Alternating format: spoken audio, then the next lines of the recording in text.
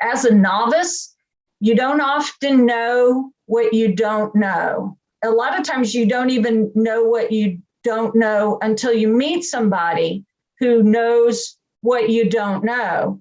And then you have the proverbial, I never thought of that moment. And so I'm hoping that maybe some of this information that we're talking about tonight inspires you that way, gives you some new challenges and some new things to think about. Here is my list. It's a collection of observations and that I feel that I'm uniquely qualified to compile and share. Highly successful saltwater anglers, number one, are accurate. Number two, have loop control. Number three, make lots of casts. Number four, are effective and efficient in alternate casting styles.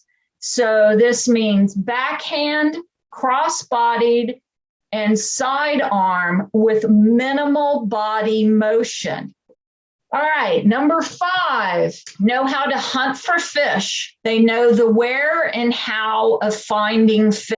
Number six, have fishing process prowess. So this means that they're very engaged with not only their casting, but what's happening once the fly hits the water. Number seven, the skill set that highly successful saltwater anglers exhibit is they know how to finish strong, winning the trophy. What I mean by this is that from hook set to hero shot, the process that happens should be smooth.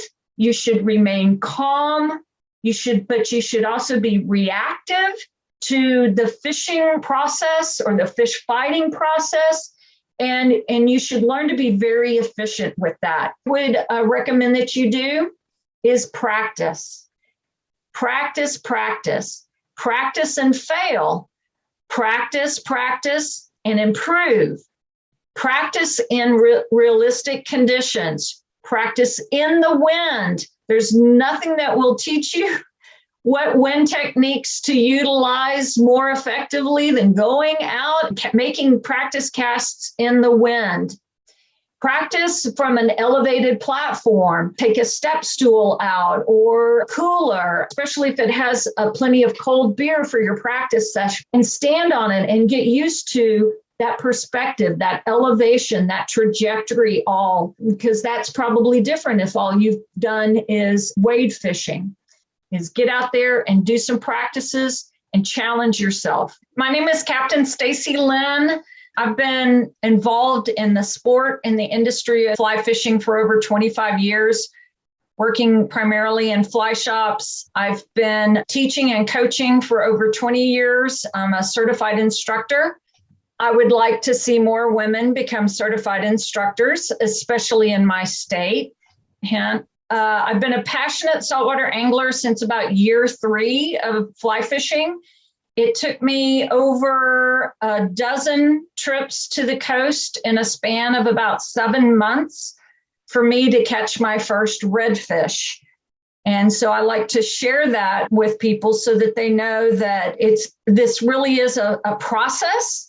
It's something that you do have to work at to become good at, and I'm here to kind of help with that. The challenge was one of the main things that really excited me about saltwater. And I was learning back before there were all these wonderful resources available, like United Women on the Fly and YouTube and this was back before the internet almost. So there were very, very few resources. So it's really great to be a part of a community that is so sharing and giving with knowledge and experiences. And I'm so excited to be a part of that. I do have my captain's license. I'm a licensed saltwater guide in Texas. For about every hour that I run my boat, I spend about 8 or 9 hours pushing it. I like to share that perspective. I am to the point in my fly fishing where I prefer being on the back of the boat than I do the front of the boat. What I tell my clients is there's a lot less pressure on the back of the boat than there is on the front. And I'm really glad that Stacy kind of spoke to some of the mental game that goes on with that. I am in the middle of a relocation up the coast of Texas from Rockport, which is in the middle coast, to the northern part of the Texas coast. I now live on Galveston Island, where I am working to open a brand new fly fishing shop called Galveston Fishing Company. So I'm super excited to be opening a new shop again. This one is going to be pretty much saltwater specific, saltwater products, the coastal lifestyle, guiding and instruction. And we'll be opening up here in later this spring, early summer. I'd just like to share if any of you are involved with other clubs in your areas, would be interested in a saltwater presentation. Well, first of all, I think you ought to contact Stacy, because she rocked it. But other than that, I love to do presentations and have had some really wonderful experiences giving presentations on saltwater fly fishing to clubs all over the country. So I just wanted to kind of put that out there. I'm doing a very low tech. My topic this evening has to do with basically ideas that came from observations and comparisons that I was noticing from my perspective on the polling platform as I was watching anglers of various skill levels fish. It kind of, a main thought to start off with is, as a novice, you don't often know what you don't know. A lot of times you don't even know what you don't know until you meet somebody who knows what you don't know. And then you have the proverbial, I never thought of that moment. And so I'm hoping that maybe some of this information that we're talking about tonight inspires you that way, gives you some new challenges and some new things to think about. In my musings from the polling platform, as I like to call it, I started trying to figure out how I could give insight to new fly fishers on what experienced or expert anglers do in their fishing. And so I started with a list. And as I pondered it and kind of shared some ideas and asked some questions with clients, one of them suggested that I base it on Stephen R. Covey's book, The 7 Habits of Highly Effective People. And I thought that that was a really kind of fun approach to it, and have just kind of transposed that a bit. Here is my list. This is not a dissertation. It's a collection of observations, and that I feel that I'm uniquely qualified to compile and share. So think of it as pulling back the curtain on what expert anglers do in the fishing moment and in preparing for saltwater fly fishing. I hope that you use it to expand your thinking and maybe drive your skills development as you go forward as a continually progressing fly fisher. I'm going to present these points in a combination of order and of importance, and also in the order that they happen in the fishing process. So here we go. Highly successful saltwater anglers, number one, are accurate. I've used a diagram of a target, and this is actually a very appropriate sized target for what I use in my practice and in my teaching. So those of you that have been practicing your casting to a hula hoop, you need to put that hula hoop away and go get a Frisbee or a paper plate or one of those great soccer cones. You need to reduce your target range. And I like to say that circle about 4-inch is your target, and the margin of error is about the size of a dinner plate. Accuracy is the most important thing about your casting effort. So let me say that again. Accuracy is the most important thing about your casting effort. This was one of the few things that were told, that I was told very early on, even before I had a fly rod in my hand, was that I was working towards achieving consistent accuracy. If you're not practicing accuracy every time you go out to practice your casting, then you're doing your fishing a disservice. So you need to be setting some targets out and practicing to them at all distance and with all casting styles.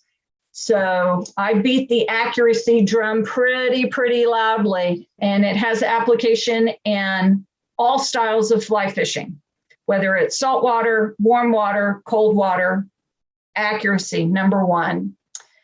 Okay, number two, highly successful saltwater anglers have loop control, and they are able to manipulate their loop in size, shape, speed, and trajectory. So I drew my little illustration here, trying to show a loop going down and towards the fish target.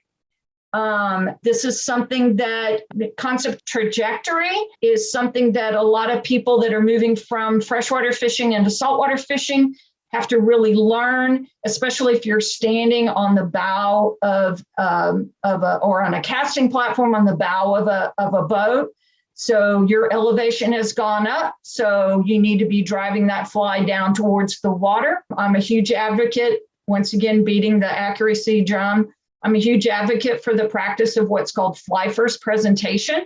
So I practice that out in the field so that it's second nature when I'm out on the bow of the boat. In order to be super accurate, before the fly even hits the target, you are in control of your loop. So understanding that you need to be working towards tightening or narrowing your loop, and then making them while they're tight or while they're narrow, making them move faster, making them move slower while maintaining their shape, and then working on that trajectory to that target. I see someone says, number three, highly successful saltwater anglers make lots of casts. So lots and lots of casts. They make lots of casts in the practice field, and they make lots of casts when they're out on the water. So in conversations with several clients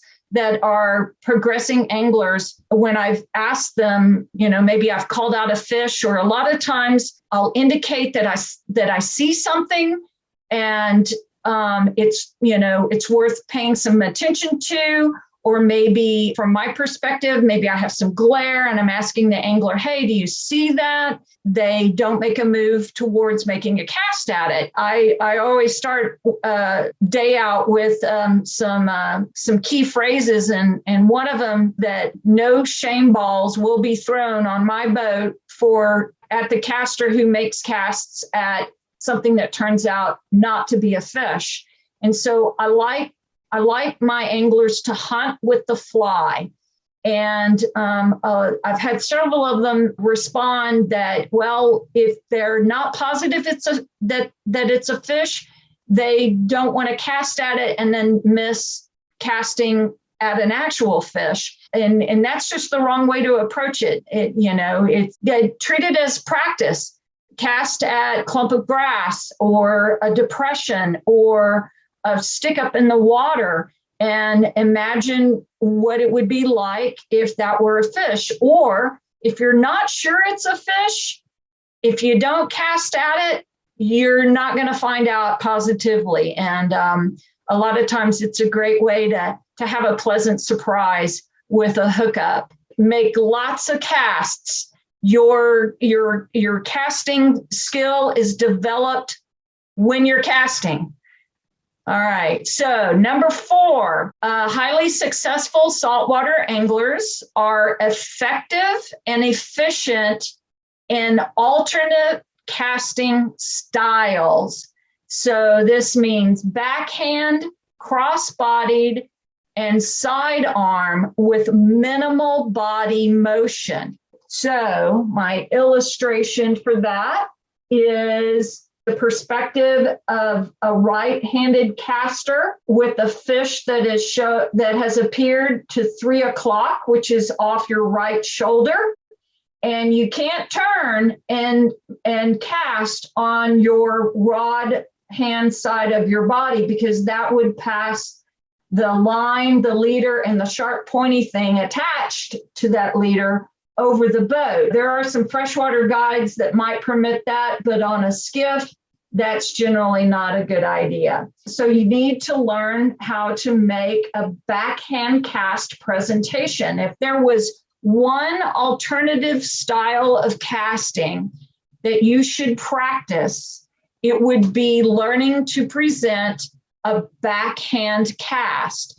And it's a super simple transition to aim your backhand stroke down and towards the target. So in this case, the back of my hand moving down and towards the target on the water, and my forehand stroke moving up and away from the target. This would definitely be a skill that you should add to your skill set.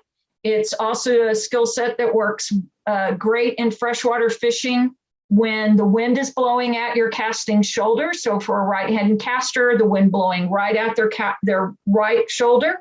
It's also the cast that you would use if you were fishing in the front of a raft or a drift boat, and you were needing to make casts to river right, which is the right-hand bank. Here again, that means the fish is on the right side of the boat, which is the same side of the boat as your casting arm if you're a right-hand caster, and passing the fly over the head of your guide or over the head of your fishing friend, not a great approach. So learning how to either do a cross-bodied cast or present your back cast is a highly effective alternative style. Skilled anglers, experienced saltwater anglers, this is one of their best tools. Achieve accuracy even at distance with this cast. So all it takes is a little practice. All right, number 5, highly successful saltwater anglers know how to hunt for fish. They know the where and how of finding fish. And this is a connection to something that Stacy brought up and illustrated in her presentation, where she was showing you what the dorsal fins of various species look like. So learning to, one, pick up on that, and then identify whether or not the shape of that fin, whether it's a dorsal fin or a tail fin. In my water, is that a redfish? Is it a black drum? Is it a speckled sea trout? Or is it a mullet? Learning how to hunt for fish involves a pretty broad skill set. On my boat, we talk about nervous water. Nervous water, it can be an indication of a game fish. It can be an indication of bait fish, in which case, why are they nervous? Is there a predator in the area that is hurting them? We also talk about the difference between a wake and a push up here. Different parts of the fish's body making these disturbances on the surface of the water. So a push is made by the fish's head and shoulders, and it makes a big rounded wake. It usually means that they're swimming with their heads closer to the surface of the water. And then on a wake being more pointed, this is usually the indication of the fish's tail making a disturbance on the surface of the water. And so in each of these cases, if you're going to cast at either a wake push, your fly placement's going to be a little bit different. You're going to lead a wake further because the fish's head is out in front of the wake. But with a push, you're going to place your fly a little closer to a push because the head of the fish is making the push. And then as far as hunting is concerned, I frequently mention PPE. People have definitely connected with this abbreviation, context of our pandemic, but it actually stands for pockets, points, and edges. And so these are physical structures, maybe on a shoreline or a creek or a small lake that you might be working the area. And just like in freshwater fishing, fish are seeking out an easy way to feed. And so a lot of times the structure will collect bait and the fish will be moving down a shoreline, down an edge, or be working in a pocket, or they'll be hanging out around the point of an edge. So we fish a lot of shorelines in Texas. And so the fish in the PPE is a great tactical approach to hunting for fish. All right, number 6, highly successful saltwater anglers have fishing process prowess. So this means that they're very engaged with not only their casting, but what's happening once the fly hits the water. And Cersei mentioned a really key element to fishing prowess, and that is line management. You need to know where your prepped and readied line is in control. Is it on the boat, or is it under your foot, or has it blown off the boat and is now snagged up in the grass or in the coral? So line management is a key concept to fishing process prowess. The other part of it is knowing where your fly lands.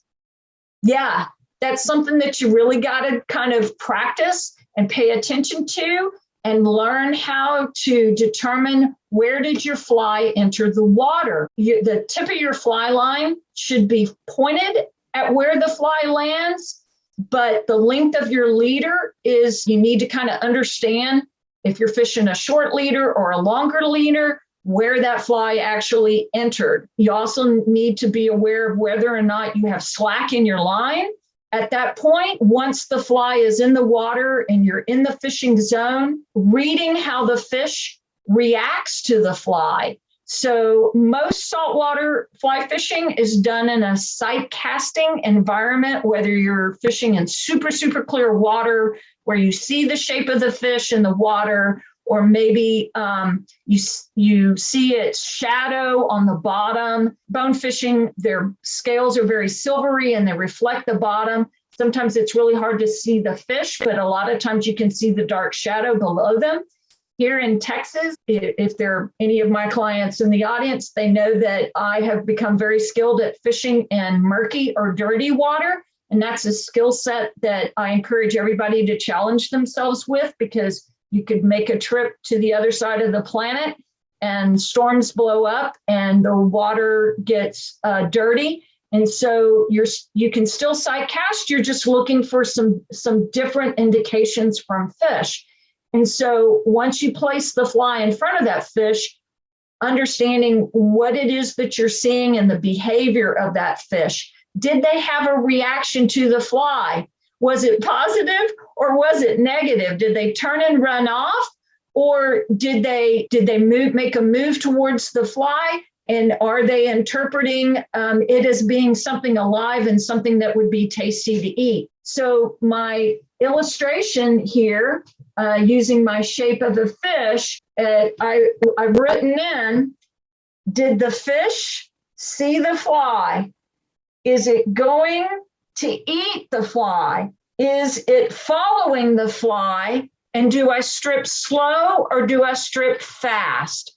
And so that's my kind of interpretation, my illustration of reading the fish, knowing that once the cast is made and the fly lands on target, now the real fun starts. How are you going to get that fish to eat the fly? And kind of shorthand, this process is often referred to as learning how to feed the fish. Certainly having the opportunity or making the opportunity to cast at lots of fish is a big part of learning that process, and paying attention and watching the fly react.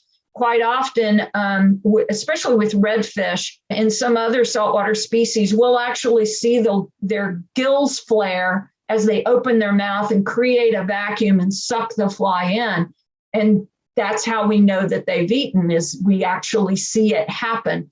A lot of times you won't necessarily know that the fish is eaten until you feel tension on the line. But a lot of times, if you pay attention to their body language, a fish will tell you when they've eaten. I'm sure Cersei knows or is learning that just that little bit of kind of a wiggle motion that a bonefish will give you when it's pounced on the fly is a good indication that the line's about to come tight and the fight's about to commence. Read the fish and feed the fish is what I mean about the fishing process prowess. Okay, and then the number 7, the last of the skill set that highly successful saltwater anglers exhibit is they know how to finish strong. So my illustration is winning the trophy. And what I mean by this is that from hook set to hero shot, the process that happens should be smooth. You should remain calm. But you should also be reactive to the fishing process or the fish fighting process.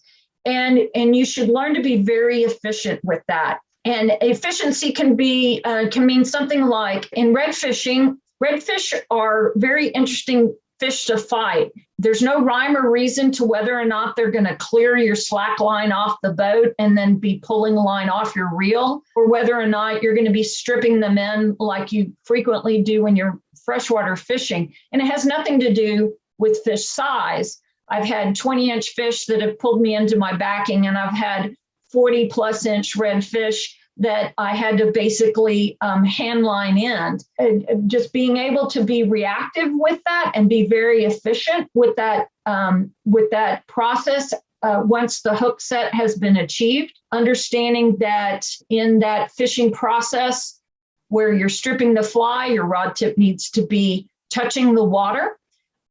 You need to execute a strip set, which is adding tension to the line once the fish has eaten, and avoiding traditional reaction for freshwater anglers that are transitioned into saltwater to execute a trout set. Now, there are situations where a reaction similar to a trout set is very appropriate. What a trout set does is it takes up slack very quickly. So if you're in that fishing situation and the fish has eaten the fly and you need to get tension in the line really quickly, you can kind of combine a strip set with a trout set. Yes, I said it. You can strip set with a trout set in saltwater. The main thing is getting the tension on that line and getting that hook set achieved. And then learning how to fight and play a fish. I like to describe the fish fighting process as being a dance. And the fish gets to lead the first half of the dance. And then as you're able to work the fish closer to you, closer to the boat, and you're putting some pressure on them and they're starting to wear down, that's when you kind of take control of the dance and work it to your advantage. You might be utilizing counter pressure if the fish runs to the left.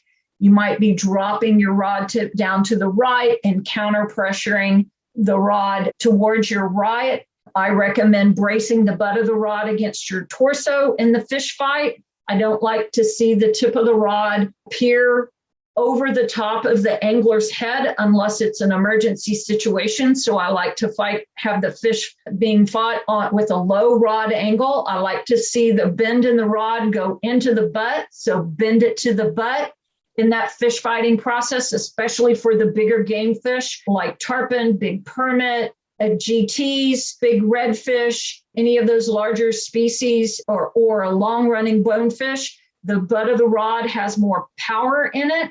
And so a low rod angle will add to kind of that fighting the fish from the butt section of the rod. And then once you're finishing up your dance with this fish, you need to have a plan for bringing the fish to hand, whether you're using a net or whether the guide is going to help land the fish. You need to be talking through that possibly and making a plan so that you can stick the landing. The other thing is, if you're going to take some photos, then have the camera out, have a whole plan for how you're going to execute those photos quickly without having the fish be out of the water for any extended period of time, or even taking the photos while the fish is still in the water. And that certainly helps with that.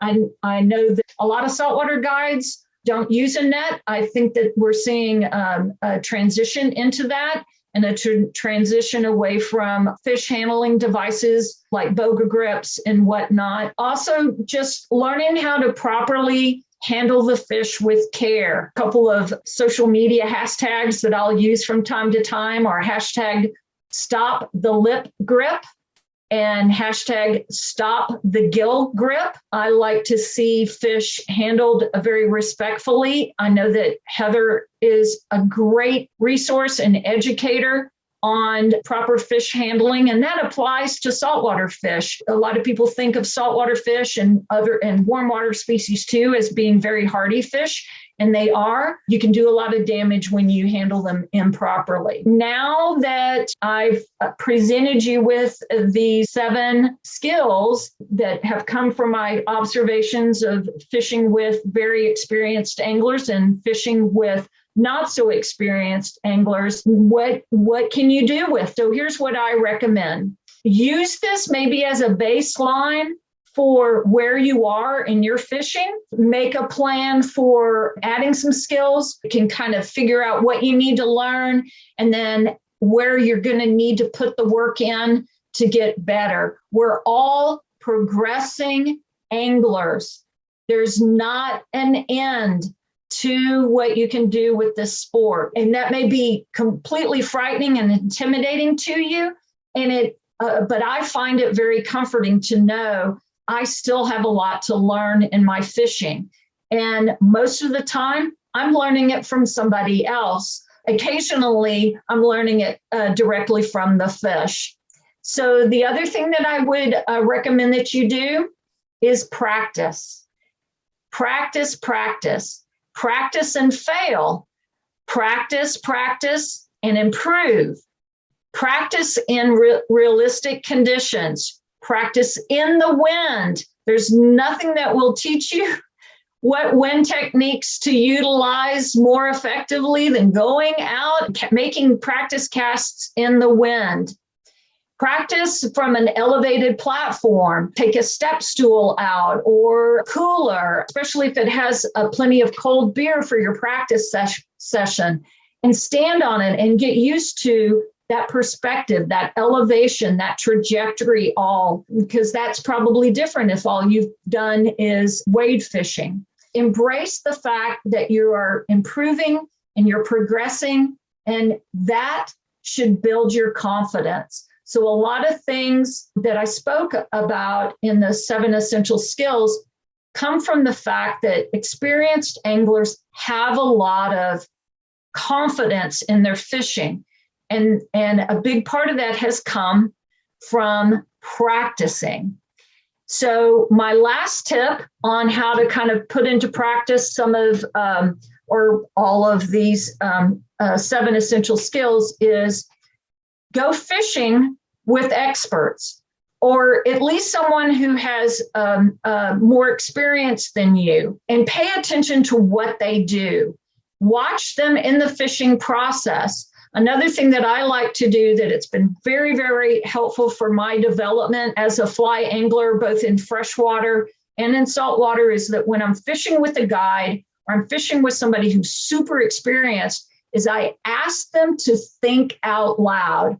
And I invite them to just almost like a steady stream of consciousness of the fishing process, even if it includes their grocery list, to just think out loud, because really good anglers and guides are a couple of steps ahead of what's happening at the moment. And that really has taught me how to plan and how to execute and how to be smooth and efficient, and also to be really, really confident in my fishing.